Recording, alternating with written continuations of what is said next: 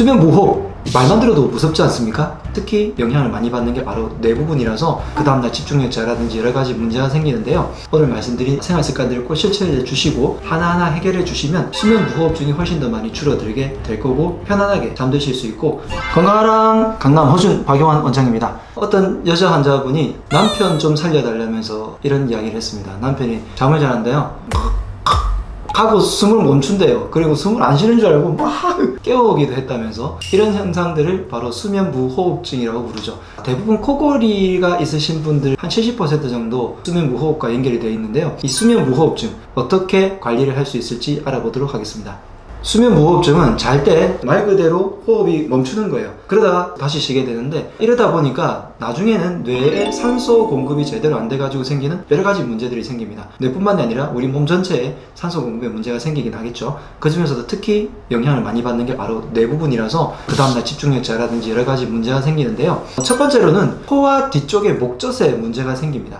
누워서 잘 때 목젖에 어떤 문제가 있어서 이 부분이 붓게 되고, 혹은 혀뿌리가 늘어나서 목을 이렇게 막아요. 막다 보니까 숨이 들어갈 때 이게 제대로 안 되고 한번 걸리면서 들어가게 되는 거죠. 그러면서 이 목젖 주변에 떨림판이 떨게 되니까 코를 자연스럽게 도는 것처럼 이렇게 생기게 됩니다. 그 다음에 기도가 좁아가지고 이렇게 협착이 있는 분들이 수면 무호흡에 잘 걸린다는 통계가 있고요. 그 다음에 횡격막 자체가 우리 몸에서 호흡을 담당하잖아요. 그런데 이 횡격막의 기능이 저하되면 수면 무호흡증이 생기고, 우리 몸에서 호흡과 관련된 거의 대부분의 문제가 횡격막 부분과 연관이 굉장히 깊고요. 횡격막은 한의학에서 굉장히 중요한 곳으로 여기고 있는 곳입니다. 이 호흡이 잘 안 돼서 횡격막이 충분하게 내려가지 못하면 폐 기능이 정상적으로 작용을 못하게 되어서 심장이 뻐꾸지를 못 도와주게 되고 온몸의 혈액순환을 방해하게 됩니다. 그래서 횡격막의 기능이 저하되게 되면 수면 무호흡증과도 굉장히 역할이 많이 되기 때문에 지금 말씀드린 코와 목젖의 문제, 그 다음에 기도의 문제, 횡격막의 문제들을 하나하나 해결해 주시면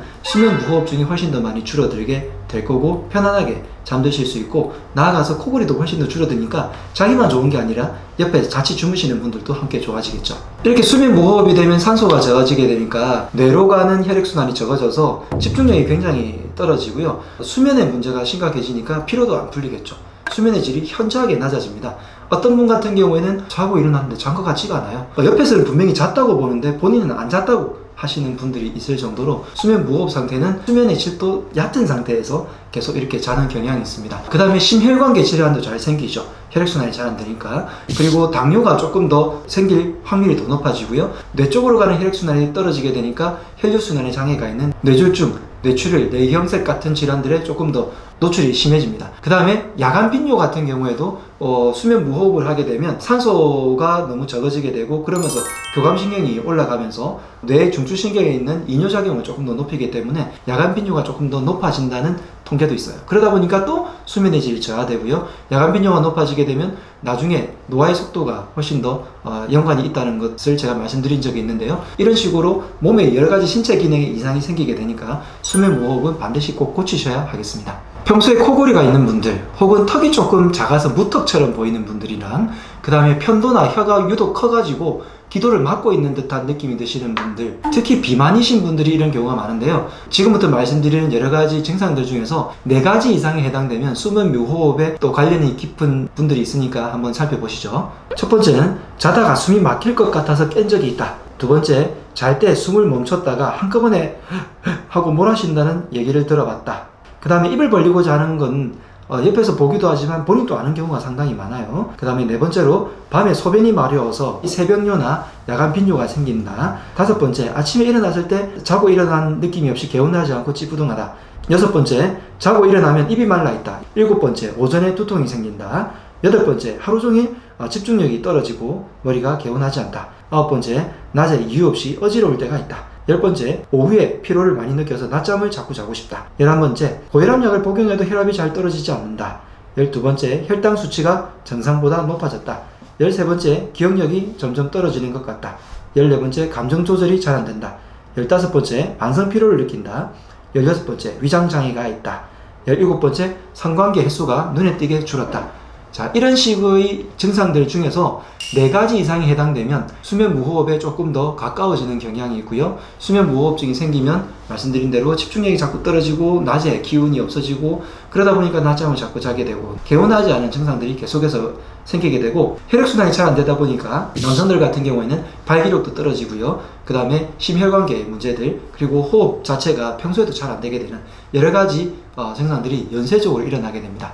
한의원에 수면 무호흡증으로 치료받으러 오시는 분들이 많은데 그 중에서도 만약에 살집이 좀 있으신 분들은 거의 대부분 다 비염 치료와 더불어서 다이어트 치료를 하게 되면 수면 무호흡증이 현저하게 줄어드는 경우가 상당히 많습니다. 특히 이런 분들 중에서는요, 양기 부족이라고 그래요. 수면 무호흡증 대부분들이 양기가 부족한 증상, 몸 안에서의 기운이 따뜻하지 못하고 순환이 잘 안 되는 양기 부족 증상이 많기 때문에 한의학적인 치료로는 뇌혈액 순환을 좋게 해주는 촌명탕에 해당하는 그런 약재들을 함께 써서 몸속에 있는 양기를 북돋아서 따뜻하게 해주고 염증을 줄여주고 그리고 뇌혈액 순환을 좋게 해주면서 혀 뒤쪽 그리고 코 쪽에 있는 염증들을 줄여주니까 비염 치료를 같이 하게 되고 체중을 같이 줄여줌으로써 근본적인 다이어트 치료를 하게 되면 이런 수면 무호흡증이 상당히 많이 좋아지게 되겠죠. 그리고 약재 외에 몸을 만져주거나 혈자리를 통해서 침출을 하는 경우가 있는데요. 그 경우에는 턱관절 치료를 반드시 해줍니다. 턱관절이 문제가 생기거나 비틀어진 경우에도 수면 무호흡증이 잘 일어나고요. 그 다음으로 경추 문제, 목뼈가 틀어지게 되면 얼굴 앞쪽에 있는 안이비인후과의 모든 증상들이 다 생기게 돼요. 그 중에서도 수면 무호흡도 여기에 해당되는 거기 때문에 경추 이상이 생기게 되면 수면 무호흡증이 훨씬 더 많이 노출이 되게 됩니다. 그 다음에 코골이와 입 속에 있는 압력을 조절하는 근육 중에 아주 중요한 것이 바로 익상근이에요.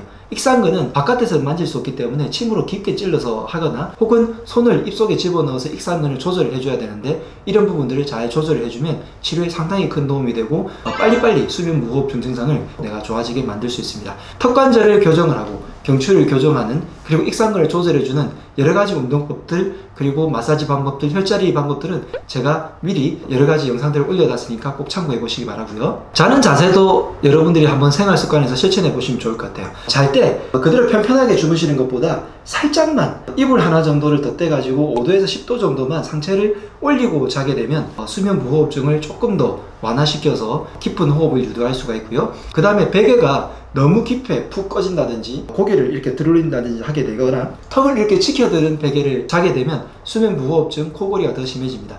물론 그럴 때 베개를 약간 치켜들면 좋아진다는 분이 간혹은 계세요. 그런 경우에는 평소에 너무 이렇게 자다가 혹은 고개를 들고 자다가 자세를 바꿔주니까 일시적으로 좋아지는 증상이라고 볼 수 있고요. 그 다음에 바로 누워서 자는 것보다 옆으로 돌아 누워서 자는 게 수면 무호흡증, 코골이를 줄일 수 있는 좋은 수면 습관 중에 하나니까 실천해 보시면 어떨까 합니다. 수면 무호흡, 말만 들어도 무섭지 않습니까? 자다가 갑자기 숨을 안 쉬게 되는데 그것으로 인해 가지고 옆에 사람은 불안하지만 본인은 뇌 호흡이 너무 안 되기 때문에 굉장히 삶의 질이 저하됩니다. 오늘 말씀드린 이런 생활 습관들을 꼭 실천해 주시고 수면의 질을 훨씬 더 높아지게 하시기 바랍니다. 수면의 질이 더 좋아져서 활력 있게 생활하시기 바랍니다. 지금까지 강남 허준 박용원 원장이었습니다. 건강하람!